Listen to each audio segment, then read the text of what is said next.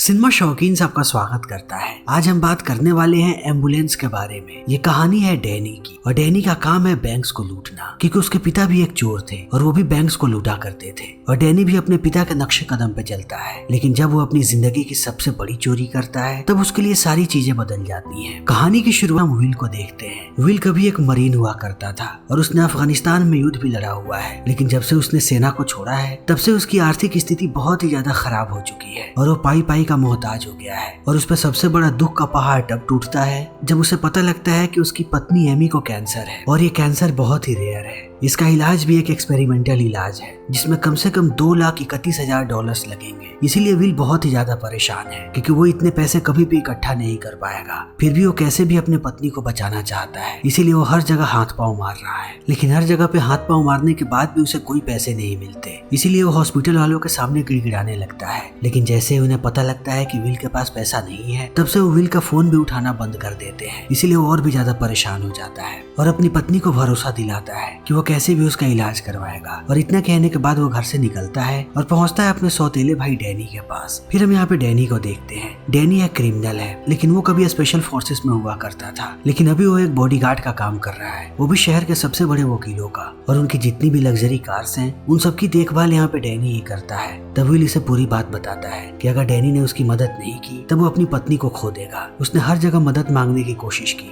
लेकिन कोई उसकी मदद नहीं कर रहा। तब डैनी कहता है कि ये सरकार हमारे साथ ऐसा ही करती है, हम अपनी जान लगा देते हैं अपने देश के लिए, हम अपनी जान तक की परवाह नहीं करते, उनके लिए जान देने को तैयार होते हैं। लेकिन जैसे ही हम अपना काम छोड़ते हैं वो हमें कीड़ों मकोड़ों की तरह ट्रीट करने लगते हैं। हम जिए या मरे इस बात से उन्हें कोई भी फर्क नहीं पड़ता। फिर इन दोनों की बातें चल ही रही होती है, तभी यहाँ पे डैनी के दोस्त आ जाते हैं और उन सब के हाथ में हथियार है, इसीलिए वो अपने अपने हथियारों को तैयार करने लगते हैं। तब इस चीज को देख करके विल परेशान हो जाता है और कहता है कि तुम क्या कर रहे हो। तब डैनी कहता है कि तुम्हें पता है कि मैं क्या करता हूँ, आज मैं फिर से बैंक लूटने जा रहा हूँ और मैं अपनी जिंदगी के सबसे बड़े बैंक को लूट रहा हूँ और मैं चाहता हूँ कि तुम भी मेरे साथ चलो, क्योंकि सिर्फ यही एक रास्ता है कि तुम अपनी पत्नी को जिंदा बचा पाओगे। लेकिन विल कहता है कि वो ऐसा नहीं कर सकता। तब डैनी उसे समझाता है और कहता है कि तुम्हें कुछ भी करने की जरूरत नहीं है, तुम्हें सिर्फ वहाँ पे गाड़ी चलानी है, बाकी सारा काम हम लोग करेंगे और ये मेरा वादा है कि तुम्हारा नाम कहीं भी नहीं आएगा और ना ही तुम्हारी शक्ल कोई देखेगा। फिर इन बातों को सुनने के बाद विल भी मान जाता है और ये लोग पहुंच जाते हैं बैंक। फिर ये सारे लोग यहाँ के एम्प्लॉइज के कपड़े पहन लेते हैं और बैंक के अंदर जाकर के सारे लोगों को बंधक बनाने लगते हैं। तभी बैंक के आगे आकर के पुलिस की गाड़ी रुकती है जिसमें 2 पुलिस वाले हैं, जिसमें से एक पुलिस वाला बैंक के अंदर जाना चाहता है, उसे अंदर काम है। लेकिन वो जैसे ही दरवाजे पे आता है वो देखता है कि बैंक बंद है, इसलिए वो बार बार बेल बजाता है। तब डैनी जाता है जवाब देने। फिर वो उससे पूछता है कि आखिर बैंक बंद क्यों है। तब डैनी बहाने बनाने लगता है। फिर डैनी समझ जाता है कि पुलिस वाले को शक हो रहा है, इसीलिए वो उसे अंदर आने के लिए अलाउ कर देता है। तब तक इन लोगों ने अंदर के सारे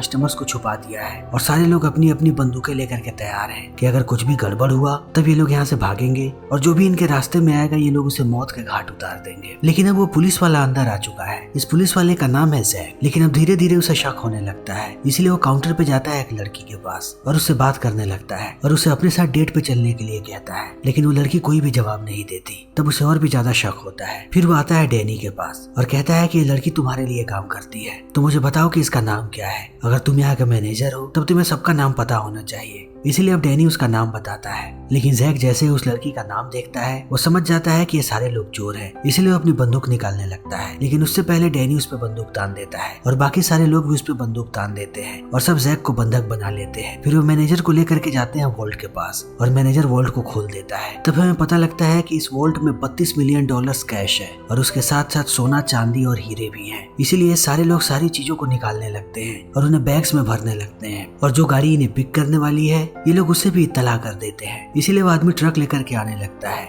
लेकिन जैसे ही वो बैंक के पास आता है ट्रक खराब हो जाती है और जैक का पार्टनर इस चीज को देख लेता है जिसका नाम है मार्क। इसीलिए वो जाता है उस गाड़ी के पास और पूछने लगता है कि क्या समस्या है। और अभी इनकी बातें चल ही रही होती है तब तक अंदर के सारे लोग गुस्सा हो जाते हैं और डैनी का साथी इस ड्राइवर पे चिल्लाने लगता है और इस चीज को मार्क सुन लेता है। इसीलिए वो समझ जाता है कि यहाँ पे रॉबरी हो रही है। फिर वो अपनी बंदूक निकालने लगता है, लेकिन ये ड्राइवर अपनी गाड़ी को आगे बढ़ाता है, इसलिए मार्क नीचे गिर जाता है और चारों तरफ गोलियां चलने लगती हैं। और इन आवाजों को सुनने के बाद यहाँ पे और भी बहुत सारे पुलिस वाले आ जाते हैं और अंदर डैनी समझ जाता है कि वो सामने के रास्ते से अब बाहर नहीं निकल पाएगा। इसलिए वो प्लान करता है कि वो सारे लोग अब पीछे के रास्ते से बाहर निकलेंगे। इसीलिए वो सब बैंक के अंदर ही भाग रहे होते हैं। लेकिन ये खबर चारों तरफ फैल जाती है कि यहाँ पे बहुत सारे लोग घायल भी हैं। तभी यहाँ पर हम कैम नाम के एक एम्बुलेंस लाइफ गार्ड को देखते हैं जिसे इसकी खबर मिल जाती है। इसीलिए वो अपने एम्बुलेंस को लेकर के निकल पड़ती है पीड़ितों की मदद करने के लिए। लेकिन अब यहाँ पे शहर की सारी पुलिस आ चुकी है और उसके साथ साथ स्पेशल फोर्सेस वाले भी आ चुके हैं। इसीलिए बाहर का माहौल अब बद से बदतर होते जा रहा है और वो ट्रक लेकर के आदमी ऐसे ही आगे बढ़ रहा है और सारे पुलिस वाले उसी पे गोलियां चला रहे हैं और देखते ही देखते गोली आकर के उसे लग जाती है और वहीं पर उसकी मृत्यु हो जाती है और अंदर भी उन्हें ये बात पता लग जाती है। इसीलिए हर तरफ भगदड़ मच जाता है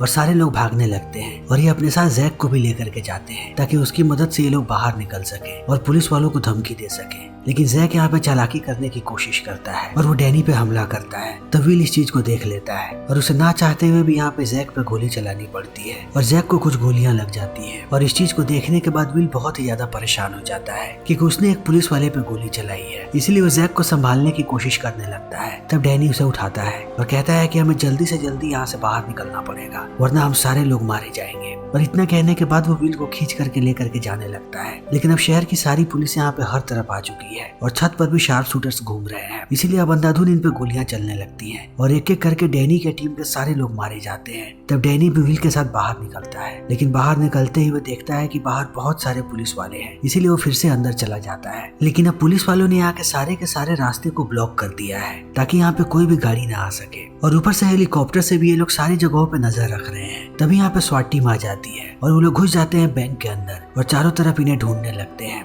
लेकिन ये लोग भाग करके आ चुके हैं पार्किंग के पास। तभी मार्क पहुंच जाता है अपने पार्टनर जैक के पास। तब वो देखता है कि जैक अपनी आखिरी सांसें ले रहा है। इसीलिए वो तुरंत यहाँ पे एम्बुलेंस को बुलाता है। तब तक स्वाट वाले देख लेते हैं डैनी और विल को। इसीलिए वो उस पर अंधाधुन गोलियां चलाने लगते हैं और यहाँ पे बहुत देर तक गोलियां चलती हैं। तभी कैम पहुंचती है जैक के पास और वो उसे तुरंत उठा करके बैठा देती है एम्बुलेंस में और उसका उपचार करने लगती है। लेकिन जैसे ही ये लोग एम्बुलेंस लेकर के थोड़ा आगे बढ़ते हैं, इनके सामने डैनी आ जाता है बंदूक लेकर के और वो एम्बुलेंस के ड्राइवर को बाहर फेंक देता है और विल जाकर के गाड़ी चलाने लगता है और डैनी चला जाता है पीछे और पीछे जाकर के वो कैंप पे बंदूक तान देता है और कहता है कि चालाकी करने की बिल्कुल भी कोशिश मत करना क्योंकि अगर तुमने कोई भी चालाकी की तब मैं तुम्हारा भेजा उड़ा दूंगा। और इतना कहने के बाद वो विल को गाड़ी चलाने के लिए कहता है। तो विल एम्बुलेंस को लेकर के बाहर निकलने लगता है। लेकिन बाहर ये स्पेशल फोर्सेस वाले हैं जो इनके एम्बुलेंस को रोक देते हैं और रोकने के बाद वो पीछे का दरवाजा खोलते हैं। तब तक डैनी छुप चुका होता है और उनके सामने यहाँ पे सिर्फ कैम होती है और घायल हालत में जैक होता है। लेकिन अब कैम उन पे चिल्लाने लगती है और कहती है कि इस पुलिस वाले की हालत बहुत ही ज्यादा खराब है,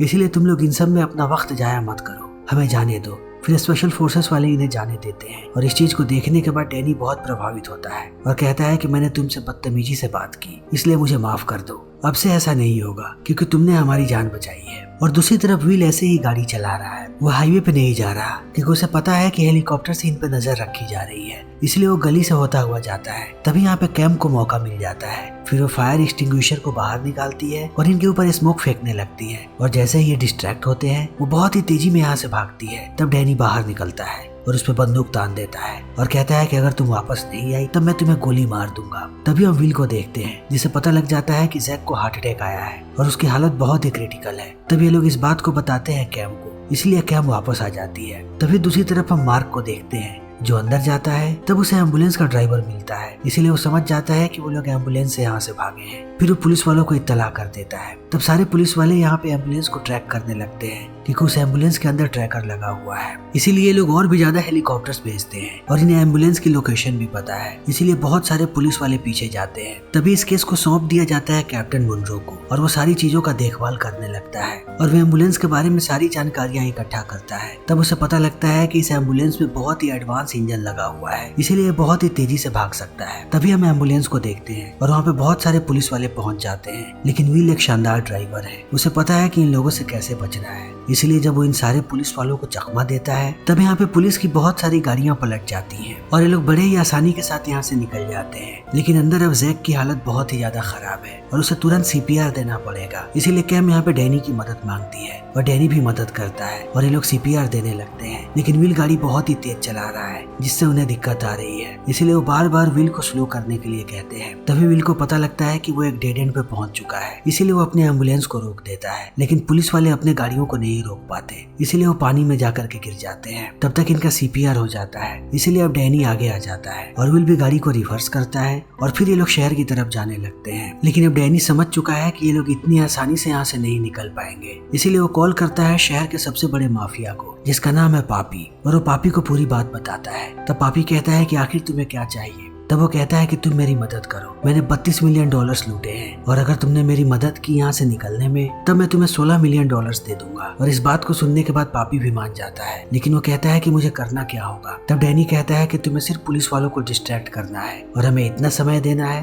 कि हम यहाँ से दूर भाग जाए। तब पापी भी कहता है कि ठीक है और अपने सारे आदमियों को काम पे लगाने लगता है। तब डैनी अपने एक और दोस्त को कॉल करता है और कहता है कि तुम्हारे पास जो सबसे फास्टेस्ट कार है उसे लेकर के आओ हमारे पास। लेकिन अब डैनी देखता है कि पुलिस वाले पीछा ही नहीं छोड़ रहे हैं, इसीलिए वो समझ नहीं पाता है कि आखिर वो लोग हमारे पीछे कैसे आ रहे हैं। तब उसे लगता है कि ये सब कुछ इस पुलिस वाले की वजह से हो रहा है, इसीलिए वो अपनी बंदूक निकालता है और कहता है कि मैं इस पुलिस वाले को मार दूंगा। तब कैम उसे रोकने की कोशिश करने लगती है, लेकिन डैनी रुकने का नाम नहीं लेता। तभी वो देखता है कि पुलिस वाले और भी करीब आ गए हैं, इसीलिए डैनी एम्बुलेंस का दरवाजा खोलता है और वो कैम को बाहर निकालता है और उसके सर पे बंदूक तान देता है और सारे पुलिस वालों को कहता है कि अगर तुम लोगों ने हमारा पीछा नहीं छोड़ा तब मैं इस लड़की का भेजा उड़ा दूंगा। फिर इस बात को सुनने के बाद पुलिस वाले डर जाते हैं और वो थोड़ी देर के लिए इनका पीछा छोड़ देते हैं। फिर डैनी दरवाजे को बंद कर देता है और ये लोग फिर से आगे बढ़ने लगते हैं। तभी हम देखते हैं कि ये लोग सारे के सारे रोड्स को ब्लॉक कर रहे हैं और अब 2 स्टेट्स की पुलिस एक साथ मिलकर के काम कर रही है। तभी यहाँ पे आता है ऑफिसर क्लार्क और वो बात करता है कैप्टन मुनरो से और कहता है कि तुम जितना आसान डैनी को पकड़ना समझ रहे हो वो उतना आसान बिल्कुल भी नहीं होगा,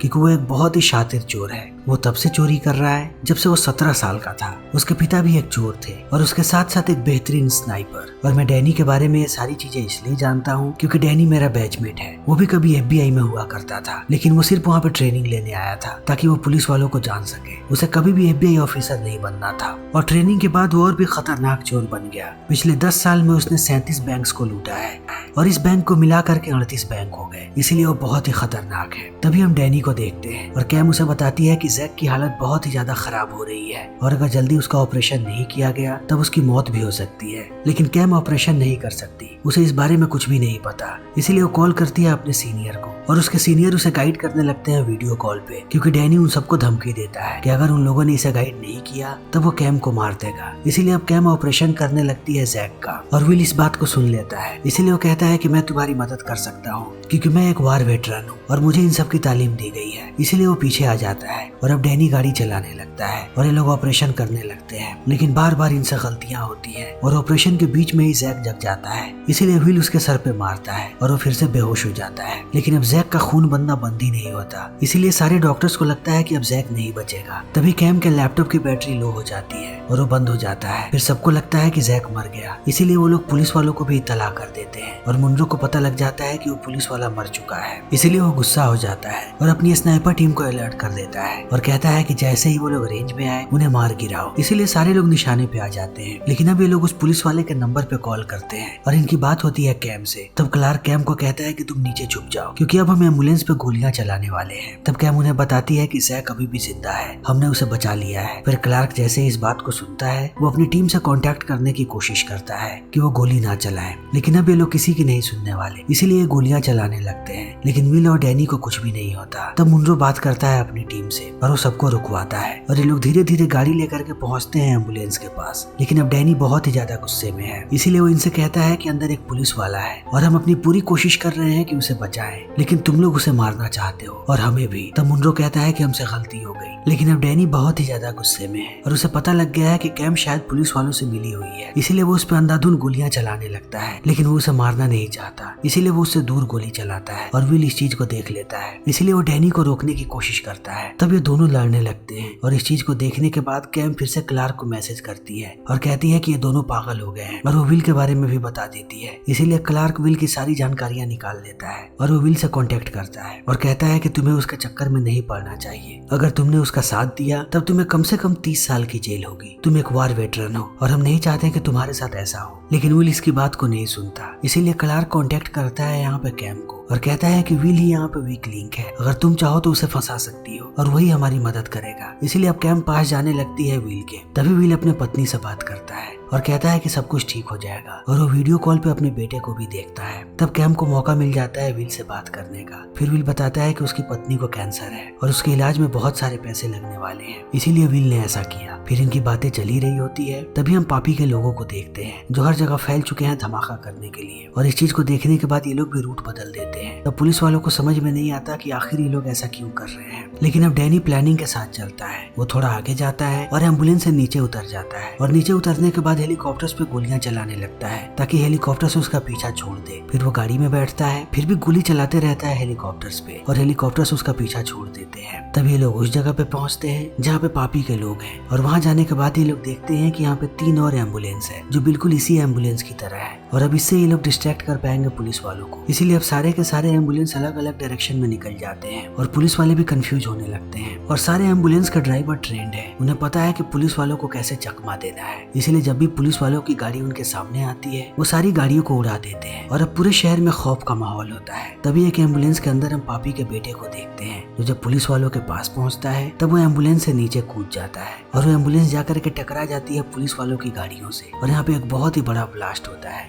लेकिन अब पुलिस वाले जब तक संभालते तब तक यहाँ पे एक और गाड़ी आ जाती है जिसमें ऑटोमेटिक मशीन गन लगा है और इस मशीन गन से बहुत ही तेजी में गोलियां चल रही हैं, इसीलिए बहुत ज्यादा पुलिस वाले घायल होते हैं और एक गोली आकर के लग जाती है कैप्टन मुनरो को और धीरे धीरे उसकी हालत खराब होने लगती है। तभी मार्क यहाँ पे देखता है पापी के बेटे को, इसीलिए वो उसके पीछे भागने लगता है और थोड़ी देर के बाद वो उसे पकड़ता है और ये दोनों लड़ने लगते हैं और इसी बीच मार्क से गलती से गोली चल जाती है और यहीं पर पापी के बेटे की मौत हो जाती है। और इस खबर को सुनने के बाद अब पापी पागल होने लगता है। तभी हम डैनी के एम्बुलेंस को देखते हैं जो पहुंचता है पापी के हाइड आउट प्लेस पे, लेकिन अब पापी बहुत ही ज्यादा दुखी है। लेकिन डैनी उसे आधे पैसे दे देता है और वो पापी को आश्वासन भी देने की कोशिश करता है और कहता है कि हमारा डील यहीं पे खत्म होता है, तुमने अपना वादा पूरा किया और अब मैंने अपना वादा पूरा किया, इसीलिए अब हम अपने अपने रास्ते चले जाएंगे। तभी पापी का आदमी यहाँ पर आकर के बताता है कि वैन में एक पुलिस वाला है। तो पापी बहुत ही ज्यादा गुस्सा हो जाता है क्योंकि पुलिस वालों ने उसके बेटे को मारा है, इसीलिए वो कहता है कि तुम दोनों भाई जा सकते हो लेकिन मुझे वो पुलिस वाला चाहिए और उसके साथ साथ वो नर्स भी, क्योंकि उसने हम सबको देख लिया है। लेकिन इस बात को सुनने के बाद विल गुस्सा हो जाता है और कहता है कि हम उन्हें छोड़ करके नहीं जा सकते और डैनी भी इस बात को समझ जाता है कि विल यहाँ से अकेला नहीं जाएगा। इसीलिए डैनी प्लान करता है और वो सारे लोगों पे गोलियां चलाने लगते हैं और वो देखते ही देखते पापी के सारे लोगों को मार देते हैं और अंत में डैनी पापी को भी मार देता है। लेकिन पापी के लोग अभी भी बहुत सारे इधर ही हैं, इसीलिए वो इन पर अंधाधुंध गोलियां चलाते हैं और इसी बीच विल जाता है एम्बुलेंस के पास। तब कैम गलती से उस पर गोली चला देती है और एक गोली आकर के लग जाती है विल को। लेकिन जब उसे अपने गलती का एहसास होता है तब वो विल को एम्बुलेंस में बैठाती है और डैनी एम्बुलेंस लेकर के बाहर भागने लगता है। लेकिन अब शहर की सारी पुलिस फिर से इनके पीछे है। ये लोग भागते जाते हैं और वो लोग इनका पीछा करते जाते हैं। लेकिन कैम एक बार फिर से विल को बचाने की कोशिश कर रही है और उसे जो इलाज हो सकता है वो सारे इलाज कर रही है। लेकिन अब डैनी कैसे भी अपने भाई को बचाना चाहता है, इसलिए वो भागता नहीं बल्कि अपने भाई को लेकर के आता है हॉस्पिटल के पास। तब पुलिस वाले गाड़ी को चारों तरफ से घेर लेते हैं। तभी डैनी पीछे आता है और उसे जैक की बंदूक नजर आ जाती है। तब उसे लगता है कि विल पे गोली जैक ने चलाई थी, इसीलिए वो जैक को मारने की कोशिश करता है। तब कैम कहती है कि उस पर गोली मैंने चलाई थी। तब इस बात को सुनने के बाद डैनी और भी ज्यादा गुस्सा हो जाता है और कहता है कि मैं तुम्हें मारूंगा, लेकिन एम्बुलेंस के अंदर नहीं, मीडिया वालों के सामने। और इतना कहने के बाद वो उसे एम्बुलेंस से बाहर निकालने लगता है। फिर वो कैम को मारने ही वाला होता है, तभी विल उस पर गोली चला देता है क्योंकि वो कैम को बचाना चाहता है और वो नहीं चाहता कि डैनी किसी को भी मारे। इसीलिए अब डैनी जमीन पे गिर जाता है, वो भी घायल हालत में, और विल भी बाहर आकर के गिर जाता है। तभी यहाँ पे विल की पत्नी आती है और वो चिल्लाने लगती है कि ये लोग विल की मदद करें। तब कैम विल को अंदर भिजवाती है और जब वो यहाँ से जा रही होती है तभी वो जाकर के एमी के पास रुकती है। थोड़े समय पहले विल ने उसे पैसे दिए थे और उसके बैग में पैसे रखवाए थे कि वो ये सारे पैसे एमी को दे दे ताकि उसका इलाज हो सके। इसीलिए कैम वो सारे पैसे उस जगह पे रख देती है जिस डब्बे में एमी अपने बच्चे को लेकर के आई थी। तब सारे लोग विल को लेकर के अंदर चले जाते हैं और उसका इलाज होने लगता है और दूसरी तरफ डैनी की मृत्यु हो जाती है। लेकिन क्लार्क को सहानुभूति है विल के साथ क्योंकि सबने यही गवाही दी है कि विल ने ही जान बचाई है जैक की और उसने सबसे कोऑपरेट किया है, इसलिए शायद विल को कम सजा मिले। लेकिन विल जानता है कि उसने डैनी को खो दिया। डैनी उससे बहुत ही ज्यादा प्यार करता था और वो उसके लिए जान भी देने को तैयार था, लेकिन विल ने ही डैनी को मार दिया। इसलिए अब विल को ये दुख ताउम्र सताएगा। फिर इसी के साथ ये फिल्म यहीं पे खत्म हो जाती है। तो दोस्तों, हमारी आज की ये वीडियो यहीं पे खत्म होती है। अगर आपको हमारी ये वीडियो पसंद आई हो तो इसे लाइक करें, शेयर करें और चैनल को सब्सक्राइब करें। Thank you.